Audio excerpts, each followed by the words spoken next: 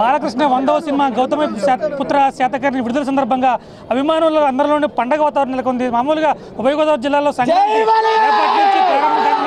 అభిమానుల్లో మాత్రం ఈ రోజు నుంచే సంక్రాంతి ప్రారంభమైంది. చెప్పండి, ప్రస్తుతం సినిమా ఎలా ఉంది, ఎలా చూసారు? చాలా బాగుంది.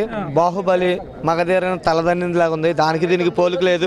దీంట్లో గ్రాఫిక్స్ కానీ ఎటువంటి లేకుండా న్యాచురల్గా ఒరిజినల్గా ఉంది. బాలయ్య యాక్టింగ్ అంటే ఎవ్వరూ చేయలేరు. చాలా బాగుంది. సినిమాలతో పోల్చుకుంటే చారిత్రాత్మక నేపథ్యం ఉంది కదా సినిమాకి. అవన్నీ కూడా గ్రాఫిక్స్ కింద ఉన్నాయి తప్ప ఇది ఒరిజినాలిటీగా ఉంది. రాజులు ఎలా ఫైట్ చేస్తారు అన్నది యాజ్ ఇట్ ఈజ్గా తీసారు. చాలా బాగుంది. కత్తి ఫైట్ లైన్ మొత్తం as it is. A cinema కూడా పనికిరాదు. తెలుగు చిత్రంలో ఇదే మొదటి సినిమా. ఇంకా క్రిష్ గారి టేకింగ్ అయితే అదిరిపోయింది. బాలయ్య బాబు గారి యాక్టింగ్ అయితే వన్స్ మోర్ బాలయ్య చరిత్రలో బాలయ్య బాబు గారి యాక్టింగ్ ఇది చెప్పగలక్కర్లేదు. సినిమాలో కూర్చుని చెప్పు సైలెన్స్ గా అసలు రెండో జాస లేకుండా చూసేలా ఉంది సినిమా. అరుపులేయడం కేకలేయడం ఏం చేయకుండా పిండ్ ఆఫ్ సైలెన్స్ గా చూసేలా ఉంది సినిమా.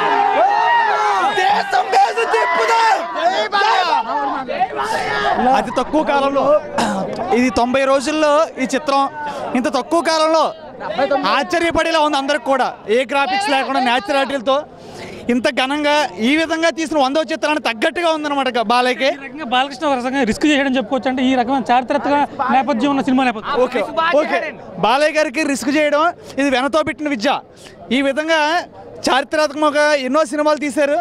ఇదే విధంగా ఆ సినిమాలకి ఏమాత్రం తగ్గకుండా ఇన్ని సినిమాలకి ఇది 100వ చిత్రంగా నిలబడి దేశం మేసం తిప్పుదామన్న డైలాగ్ చూడండి. మిమ్మల్ని ప్రత్యేకంగా ఆకర్షించిన డైలాగ్ ఏంటిది? రణమా శరణమా పాటలు లేదు మిత్రమా, సమయం లేదు మిత్రమా, రణమా శరణమా. ఇదే హైలైట్ అండి ఈ డైలాగ్ దీనికి, ఈ సినిమాకి ప్రత్యేకంగా. సినిమా చూసారండి, మీకు సినిమా ఎలా అనిపించింది? పర్వాలేదు సార్, బాగానే ఉంది. బాలకృష్ణ సినిమా గత సినిమాలతో పోల్చుకుంటే ఈ సినిమా వైవిధ్యంగా ఉంది, చాలా వెరైటీగా ఉంది. ఆయన ఎన్ని సినిమాల్లో యాక్ట్ చేశారు కానీ దాని తర్వాత ఒక్కొక్క స్టెప్ ఇప్పుడు మాత్రం అంచెలంచెలుగా దీనికి మాత్రం శిఖరాగ్రానికి ఎగిరాడు ఈ సినిమా. అది మీరు చెప్పండి. ఒక్క పాట అయినా 2 ఫైట్లు అయినా కూడా బయటకు వచ్చి 500 మందిని కొట్టినా కూడా డైలాగులు పంజాలు బాలకృష్ణ కన్నా రెండో వాళ్ళు ఎవరికి సినిమా సోపుడు. జై బాలయ్య. చెప్పండి, మీరు ఎక్కడి నుంచి వచ్చారు? సినిమా ఎలా ఉంది? సినిమా చాలా బాగుందండి. ఇది ఏదైనా ఏ సినిమా తీసేయాలన్నా మా బాలయ్య బాబు తర్వాతే, చరిత్ర రాయాలన్నా చరిత్ర సృష్టించాలన్నా మా బాలయ్య తర్వాతే. శాతకర్ణి గౌతమిపుత్ర శాతకర్ణి చాలా బాగుంది. సూపర్ హిట్ 100 డేస్ 100వ సినిమా కాబట్టి చరిత్రలో నిలబడిపోయే చిత్రం ఇది.